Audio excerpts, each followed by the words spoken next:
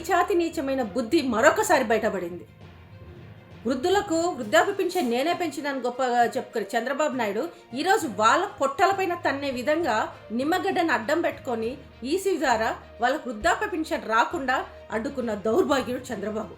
ఈరోజు చంద్రబాబు నాయుడు చేసిన ఈ నీచాతి నీచమైన పని వల్ల ఎంతమంది వృద్ధుల రుసురు తగులుతుందో ఫ్యూచర్లో తెలుస్తుంది. ఈ కనీసం వాళ్ళకి నోటి దగ్గరకు వచ్చే మెడిసిన్స్, నోటి దగ్గరకు వచ్చే తిండిని ఎత్తగొట్టిన దౌర్భాగ్యం చంద్రబాబు. ఈరోజు చంద్రబాబు నాయుడు నన్ను సీఎంగా చేయండి, నేను వస్తే ఇంత వృద్ధాప్య పింఛన్ పెంచుతాను, అంత వృద్ధాప్య పెంచుతానని చెప్తాను కళ్ళబొల్లి కబుర్లు చెప్పి ఈరోజు పబ్బం కట్టుకోవాలని చూస్తున్నాడు. ఈరోజు వాళ్ళ నోటి దగ్గరకు వచ్చిన కూడునే నువ్వు ఇయ్యలేనుడివి, రేపు నువ్వు వచ్చిన తర్వాత వృద్ధులను ఉంచుతావని గ్యారంటీ ఏంది? వాళ్ళకు వృద్ధాప్య పింఛన్ పెంచడమేమో కానీ వాళ్ళని మాత్రం కాటికి పంపించడం ఖాయం. ఎందుకు చెప్తున్నానంటే నీ దౌర్భాగ్య బుద్ధి అర్థమైన తర్వాత వాళ్ళు రేపు భూమికి భారము, వీళ్ళు ఉండడం వల్ల ఏమి మనకు ప్రయోజనము అనే రకము నువ్వు. ఎందుకంటే నీ స్వార్థపూరిత రాజకీయాల కోసం నువ్వు చంద్రబాబు నాయుడు అనే వ్యక్తి వృద్ధులను ఏ విధంగా వాడుకున్నాడో గతంలో చూసాం. ఇదే వృద్ధులు చంద్రబాబు నాయుడు పాలనలో పింఛన్ కోసము బ్యాంకుల దగ్గర లైన్లు కట్టి అక్కడే లైన్లలో సమస్యలు పడిపోయిన వాళ్ళు ఉన్నారు, అక్కడే లైన్లలో చనిపోయిన వాళ్ళు ఉన్నారు.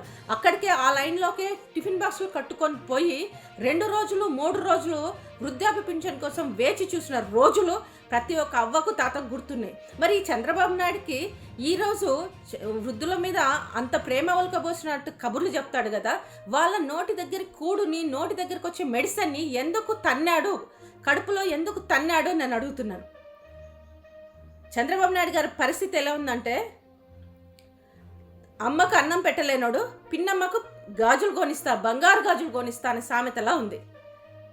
ఉన్న పింఛన్ని నోటి దానికి వచ్చిన పింఛన్ ఎత్తగొట్టినోడు రేపు అధికారంలోకి వస్తే నేను వృద్ధాప్య పింఛన్ పెంచుతాను, నేను వృద్ధులను బాగా చూసుకుంటానంటే నిన్ను నమ్మినోడు ఎవడయ్యా అని నేను అడుగుతున్నాను. నువ్వు ఒక వృద్ధుడే కదా, వృద్ధుల సమస్యలు, వృద్ధుల పరిస్థితుల్లో నువ్వే అర్థం చేసుకోకపోతే ఇంకెవరు అర్థం చేసుకుంటారు? నువ్వు ఒక వృద్ధుడివే కదా, నువ్వు బాగున్నావు కాబట్టి నీకేం తెలియట్లేదు. నీకు టైంకి ఫుడ్ వస్తుంది, టైంకి మెడిసిన్స్ వస్తున్నాయి, టైంకు వెనకాల నుండి పని చేసే వాళ్ళు ఉన్నారు కాబట్టి నీకు అది తెలియట్లేదు. ఈరోజు వృద్ధులను కాపాడుకోవడానికి జగన్మోహన్ రెడ్డి ఒక మనవడి రూపంలో వచ్చి వాళ్ళకు కావాల్సిన మందులు, ఆహార పదార్థాలు అన్నీ కూడా సమయానికి అందించి పెన్షన్ కూడా ఇస్తున్నాడు.